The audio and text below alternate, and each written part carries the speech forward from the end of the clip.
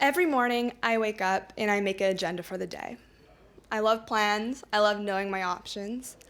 And in sixth grade, when the first suicide cluster happened in my community, when we lost more than three people in 1 year, it was the first time that suicide became on my list of options when I was going through a problem. If I was feeling sad one day, I think through what the options were. I think about napping. I think about hanging with my friends. I thought about taking my own life. I thought about going out. It was on my list of what I could potentially do to help figure it out and solve it. In 11th grade, I came into my AP US history class, and my friend and my teacher came up to the classroom with a piece of paper. The mood was a little off.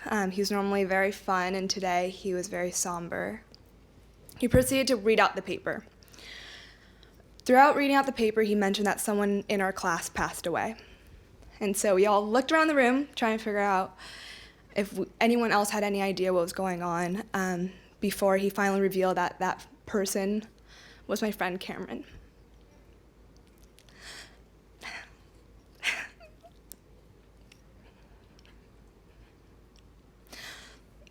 After that, I think my body reacted faster than my mind realized what happened. I burst into tears, ran outside, joined a lot of my other friends who were all confused and sad and unsure what to do next. Cam was a very happy guy and a prankster. He always liked to make other people laugh. He always laughed a lot himself. And so it was a very confusing time, especially because when I was going through my own thing, he didn't show a lot of empathy for me. So it was very weird to see that, and confusing to realize that someone couldn't show empathy for something that he might also be going through himself. So not only was I confused, I was also upset and felt very betrayed and felt very cheated because he knew that's something that I had thought about, that's something that I had wanted, and it seemed like he took it from my list of options and just took it for himself. And so for the months following, I felt this intense pressure to have to make a decision. I felt like with Cam's actions, it became a lot more apparent to me, both the possibility of doing so, but also the effects in doing so. It became apparent to me that Cam wasn't just taking away his own pain. He took his pain and spread it to his friends, to his family, to people that ran into him every other day, in class, to his teachers, etc. And so for me, it was a constant question of, I want to want life, but I don't know if I ever will, and I don't know if I can. And so, is my pain greater or less than the people around me? And I felt like I was constantly trying to figure out who comes first. Do I come first? Do the people around me come first? And I think my friends started to realize that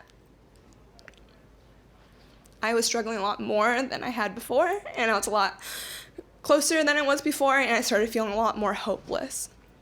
And so one day they decided they didn't know what to do anymore. They were also teenagers, not really sure how to help another teenager, so they went and told the counselor, and the counselor, along with other people, decided to put me on a 5150 medical hold, which is a 3-day hospitalization.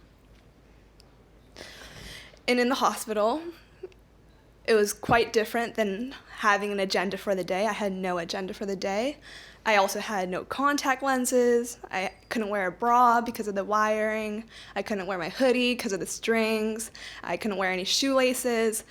I felt so vulnerable and so alone and so afraid. It was just me and my thoughts. And that's just not really been a situation I've been in. I've always tried to run away from my thoughts. I've always tried to distract my thoughts. And so when my parents came and visited me, they were very distraught as well. This was the first time that they realized what I was going through and how serious it was. And they kept asking me, what did we do wrong as parents? And what should we do going forward? And the only thing in my head I could think about was how I could leave. How can I make myself better in order to not be back in a situation where it's just me and my thoughts and just the day ahead of me with more thoughts and more me. And so I made a made a determination, I made a choice, I made an action to get better and to start thinking about how I can get better. And even if I don't want life, I'm going to force myself to actually try to figure out what are those things I do want and how to actually take it for myself.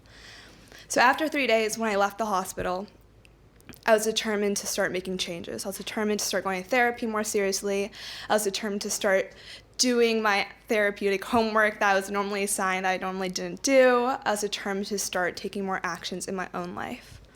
And so now, suicide's not even on my list of choices anymore. When I feel sad or run into problems, I choose to nap. I choose to go hang out with my friends. I choose to go play sports. But ultimately, I choose hope and I choose life.